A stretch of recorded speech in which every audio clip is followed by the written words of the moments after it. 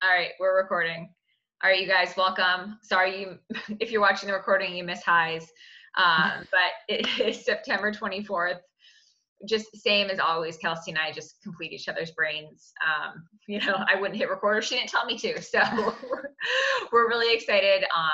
We are gearing up for conference, you guys, in 1 month, and I am so excited. And Kelsey's got a great training for you guys tonight, so I'm going to pass it over to her. All right, so it's actually not officially a training. Like this really is just going to be more of a conversation because it was something that has come up quite a few times over the last week or so. And I always believe that if something like shows up in your life more than once, and there's a reason for that. And it's probably not just showing up for me, but it's probably showing up for you guys too. So,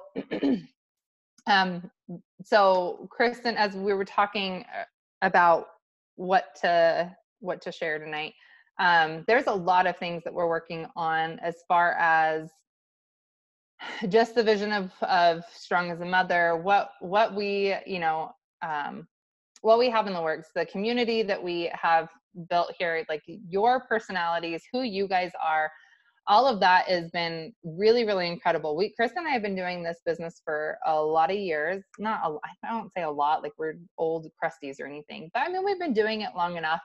And we really we were really craving this community of women who were supportive, where everyone felt supported and loved, no matter if you were doing a lot in your business or a little in your business, or if you only had your own order, or even if your order got declined, like we still love you, just still show up, right? And so I had a conversation today with a friend who was asking, this was the situation, and I'm going to tell you her situation because I feel like it's something that I could definitely relate to when she was sharing it. And I know it's probably something that we're at here. So she goes to her kids' gymnastics class every week, a couple times a week, actually. They're only 5 years old, but I think they go twice a week. And she said every time she goes in, there's a circle of moms that hang out, and they're like the cool moms, right? And then there are the other few scattered people throughout the room that that don't talk to each other, and they just kind of stare at their phones, and they're scrolling on Facebook, just killing the time until the kids are done, right? But she said that circle of moms is very closed off. They're very cliquey. They don't talk to anybody else, and they don't welcome anybody else in. And and she said it's just hard. Like I go there, and she said, and I have this heart to like want to connect with these people, but I don't know what to do. And I could absolutely relate because I feel like I get awkward sometimes if I am caught off guard in a situation like that, like preschool moms. I've told Kristen this multiple times, like I'm so awkward around preschool moms. I don't know what it is. I don't know. Like I'm like, hey, you have a kid. That's like all I got. That's like my only conversation starter. And it just gets like really awkward. But so her question to me was like, this is the situation. I see what you're doing on Facebook. I see the community that you're building. How do I do that? And so I was very real with her. And this is a conversation I had with Melanie the other night, actually, too. As Melanie was preparing for an event, she said, okay, I'm really nervous. Like, this is what we did, whatever. And I said, awesome. I said, you know what? I have an event coming up too. I said, and I have no idea what I'm going to say. And I have no idea what this is going to look like. I don't know who's going to show up. I don't know what the end, like I kind of had a little mini freak out with her. And she said, that's so refreshing to hear because we don't see that side very much. We always see you guys doing trainings or teaching us what to say and how to say, and it sounds so natural. And I'm like, I want to pee my pants every time I have to talk in front of people still. That's a thing. And legit, I know this is recorded, whatever. You guys, like, so my body, every time I go teach a fitness class, my body does like its own mini detox. It like cleanses itself out, which means I poop a lot, and I know it's nerves, but it like flushes out completely. It's crazy. Like I'll get up to teach a 9 a.m. class and I will poop 5 times before I go to 9 a.m. class. Same thing happens before I get on these calls. Same thing happens before I have an event. I'm like, plan an extra 30 minutes because I'm going to be in the bathroom for that long. And it's nerves. It is wanting to be effective and wanting to come across right? Like without being salesy, without being spammy, with like coming across with my heart. Who's pounding at the door screaming right now? We're going to ignore him. But So she said, okay, so how do you do that, right? How do you do that? And I said, honestly, it is having an intention. I said, and knowing that it's okay to not be on all the time, but knowing when you are going into those situations, those social gatherings, those things, that you're gonna just have to go 3, 2, 1 and just let it out. And so that's what I do. I always count 3, 2, 1. Hey, how have your kids like gymnastics so far? Hey, which one's yours? Like, how old are they? Is this their first year? Right? Like, just start asking questions. But I still have to work myself up to it a lot of times. Okay, 3, 2, 1, whatever comes out, comes out. Sometimes it's awkward, sometimes it's not. We'll see. But ask questions in those situations. Get to know about those other people. Show them that you care about what they're talking about and what their life is about, and what their kids are doing, and what schools they go to and all that stuff. Show somebody that you care, and they are going to, one, remember that. Two, they're going to feel your heart in that. So then, I said, what I typically do after I meet someone and I try to ask, 20 questions about them, then I connect with them on Facebook, because Facebook is where they're going to start to learn a little bit about me. Because I'm going to show my life, show my kids, show the chaoticness of my life, and all its glory, guts and glory. And so they're going to get to know, trust, and like me. So then when I show up at that event again, or when I see them again, they're going to feel a lot more comfortable with me than if I just met them that one time. And so I just kind of wanted to throw that out there, like being in those situations where you want so badly to reach out and talk to that overweight mom in the corner who you can tell feels like crap about herself, and show her that somebody cares, and show her that you love her, but you're like, but you get in your own way. And so then, like, one, how crappy does that feel when you leave and you're like, I couldn't have even said hi, man, I suck, right? And so then you start the self-shaming thing. But what Jamin and I came to today as we were talking about that, is that it's not about you. And she has, this woman that I was talking to has the biggest heart of anyone I've ever met. And she said, I want my kids to grow up in this world where there aren't the mean kids, where there aren't the bullies. Like, I want them to be that person that loves everybody and makes everybody feel safe. And I want them to do that. And so then that's what kind of got us thinking on this. So raise your hand if that's the kind of world you would love your kids to grow up in. First of all, that would be awesome. Okay. Second of all, do you think your 5-year-old is going to just wake up one day and know how to do that? So I had 2 thoughts on this. One, yeah, my like, kids naturally love people. They are not scared of people. They are not self-conscious. They are, right? Over time, we teach them that. I think they learn that from watching adults interact. I really do. Second thought is that they're really not super concerned with anything outside of themselves. And so a 5-year-old is not going to wake up and be like, you know what? That person looks like they're hurting and I want to help. I want to make them feel loved. And they are not going to just know how to do that. And so again, they learn that by watching us. And so I said, because I have this conversation with Porter regularly, but I told Jamin, I said, how do you think Libby's going to learn that? How do you think she's going to just wake up and know how to do that? She's probably not. I said, on the flip side of that, if you just suddenly start being this bubbly, amazing personality, there's also the chance for her to say, sorry, I'm just now seeing the chat pop up. Sorry. There's also a chance for her to say, oh, my mom's just so good at that, right? How many of you look at our Facebook feeds and go, oh my gosh, like, Kelsey's just so good at that. She just talks like this and she's just so great, blah, blah, blah, like, so outgoing, right? You guys think it comes naturally. 100%.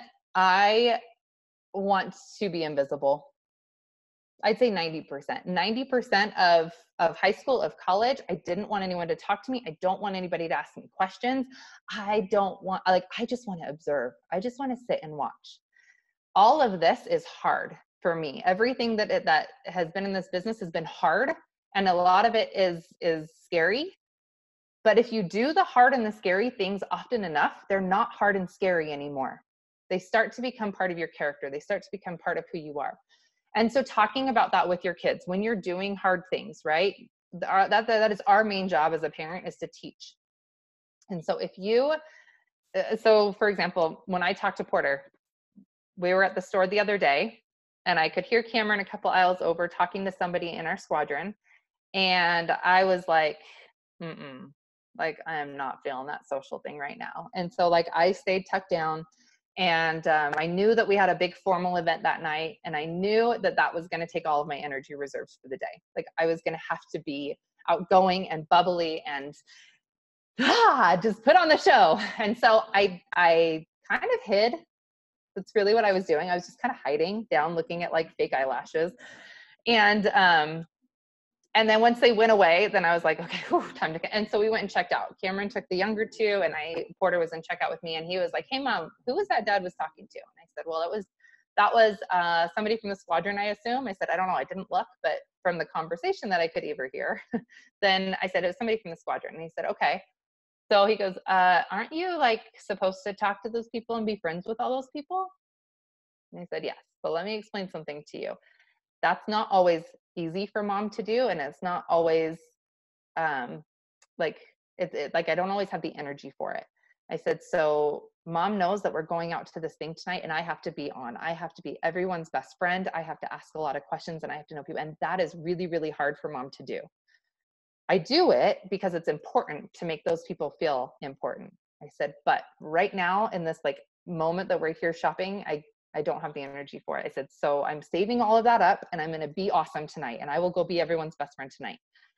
And he said, is that why we do pajama days every week? I was like, yes, because mom needs to build her stores. But I think if you're really aware of what drains you and what builds you up, that's going to be great. But I really think it's important that you talk about those things with your kids. So I said, tell Livy, I said, tell her, you know what? That was really hard and that was really scary, but you know what? Mom did it. I just talked to that lady and it was great. And we had a great conversation. That was hard, but it's going to get easier. And you can say that to your kids, and you can teach them that it's okay to do hard things and it's okay to do scary things, because eventually one day they will not be hard and scary anymore. And I felt like as I was talking to her about that, I thought that is 100% what this business is. That's 100% what network marketing is. It's 100% of being an adult, for crying out loud, is doing the hard things until they're not hard anymore. New hard things will pop up, but that's okay, because it, like I said, it starts to build your character into the person that you want to be. And it builds your kids' character into the world that you want to see in the future. So now it's time for the discussion part, now that I like blurted all that out at you. So it's not a training, but really I want to know, have you guys been in those places? Have you had those thoughts where you're like, it's so hard, like I don't know what to say, I'm just going to stand here awkwardly, like what do I even do? Right? Have you been there?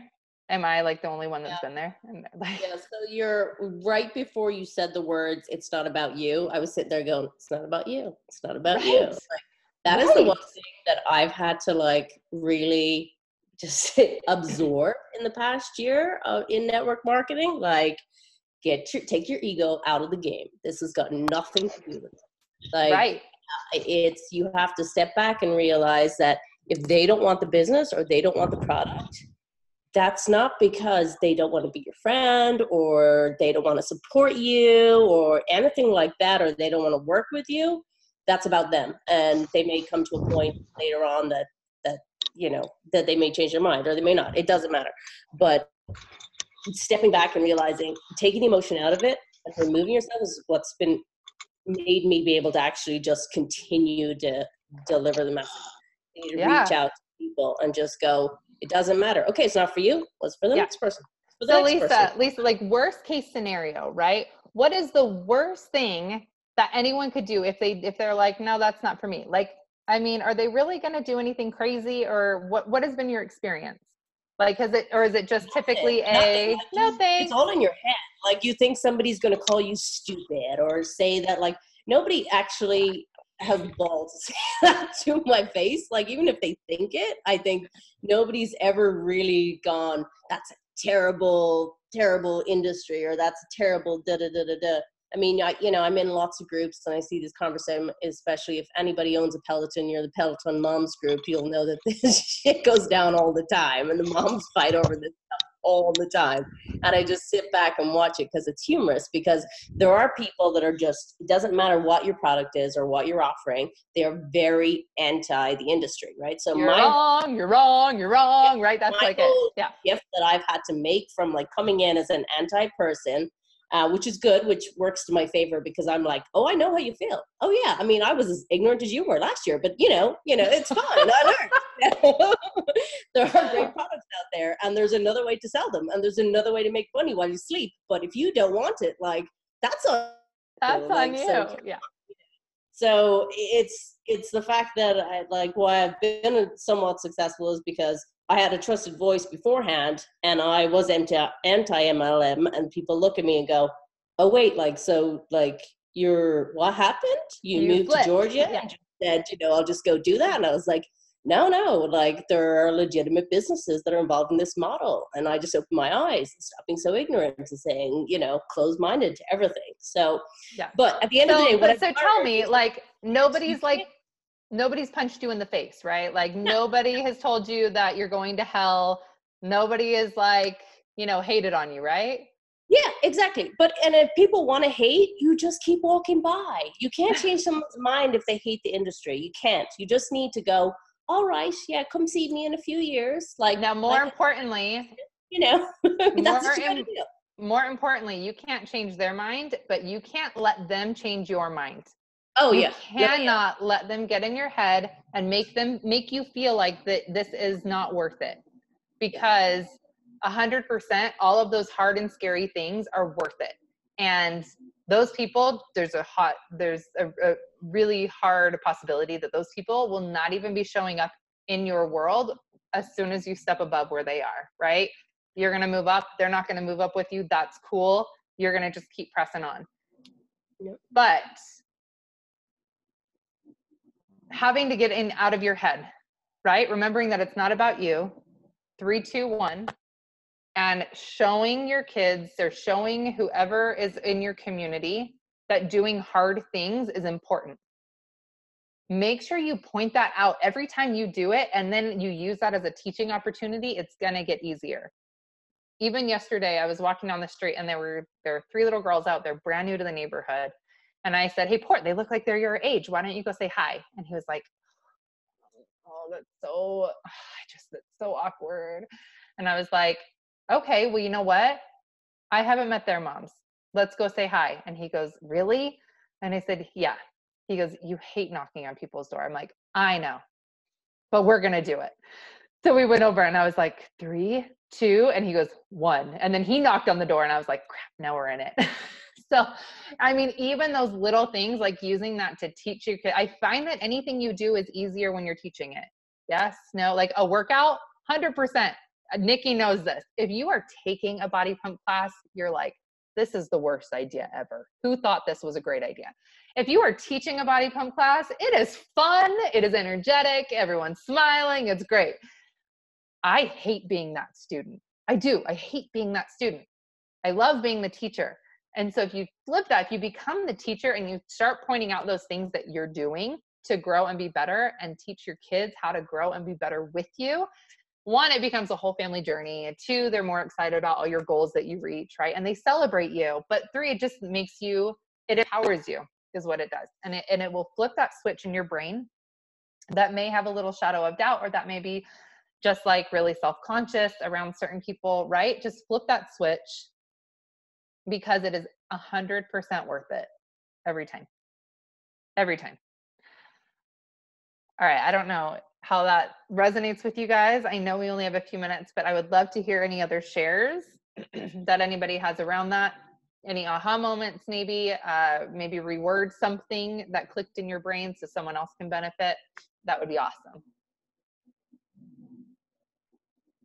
So I'll kind of chime in on this, because you guys know that this has been my strength over the last 6 years. I will get a Juice Plus distributor or customer at the hair salon while I'm getting my hair highlighted, true story. I mean, just ridiculous things. But I will tell you, and I remember that day, she's still on our team. She's just not super active, Alyssa. Like I remember that day, and I remember being so scared to be like, oh my God, I want to say something to her. I want to say something to her. And it was, she was talking so much, and she was talking about being a teacher and like all this stuff. And she just was so funny. And I was like, oh my God, I like actually want to like talk to her and like be her friend. And I was like, but I'm so scared. I'm so scared. And finally I was like, so where do you teach? And she was like, oh, I teach at this place and like blah, blah, blah. So, but my point is like, it was so scary. My heart was beating so fast and it was so awkward. I'm like literally getting my hair highlighted and she's sitting next to me getting her hair highlighted. So like we're both in like separate conversations. But what I will tell you guys is it gets so much easier. And it is, and I think Christina said that it's a learned skill. It is. The more you do it, the easier it becomes, and the like second nature it becomes. And what I always tell people too is like, if you start engaging with somebody and they're just not really feeling it, and like, you know, like they're giving you like really short answers, and they're not like being super friendly and responsive, like whatever, it's fine. Like be like, okay, well, like have a great day. I'll see you later. I usually walk away and I'm like, man, I feel sorry for that person. Or I'm like, well, crawled up that person's butt. But, you know, but I don't, it doesn't bother me. So because it's not about you. It's because it's not about me. Yeah. Yeah. And so, and I have to tell you too, if you guys are parents, I think almost majority of people are on here. There is this book that my son reads in kindergarten, and it is called, what's it called? Like something about the bucket. Do you know this book I'm talking about? Okay, so it's a really short children's book, but it talks about bucket on my head. I don't know, I'm gonna find the title of it, but it's this children's book, and it talks about filling people's buckets up. And I swear to everything, you guys, if you go through your day with the mentality that you need to fill up somebody's bucket, you are going to change lives. And it's because it's truly about just making connections, complimenting somebody, making them feel good. I got a rep complimenting their shoes one time, and the conversation went from there. So just think about like your purpose during the day is to fill up somebody's bucket. You know, if their bucket's a little bit empty, like it needs to be filled. Maybe you don't know. I think the concept was like people always walk around with this bucket on their head, and like you can't see whether their bucket is full or empty. But like, so like you always just want to go with go out in the world to fill people's buckets up to make sure like everybody's bucket is filled. And we do that by making relationships. People need relationships. They need human connection. They need to know that people care about them. And we can do that simply by having conversations with people. And if it goes into Juice Plus, that's great. And like, obviously that's kind of like the end goal, but not always, you know, we all need connections. We all need friends. So just think about that. Just you're going out in the world to fill up people's buckets. And that's the community that we want here, right? Those are the relationships that we want you guys to be bringing into the team. That's like the spirit and the heart of what Strong as a Mother is about, is connection, is community, and really just inspiring people to be the best versions of themselves. And so again, that has nothing to do with you individually, right? You have to get outside of yourself to make that change and to be that change. So, all right, guys, we think you're all incredible. And we are going to let you guys go because it is that time. It's that time. I hate how fast this time goes. It's every week. But anyway, I believe we have a guest speaker next week. And any other little like highlights, any other conference chatter that we have going on, we'll keep you guys in the loop. Or on Zoom. Not Zoom, Voxer. If you're on the Voxer thread for that, we'll keep you guys updated with all of the details. But other than that, have an awesome, awesome week. Go out, fill people's buckets up, and just be awesome. And we'll see you guys later. Thanks, Kels. Thanks, guys. We'll see ya.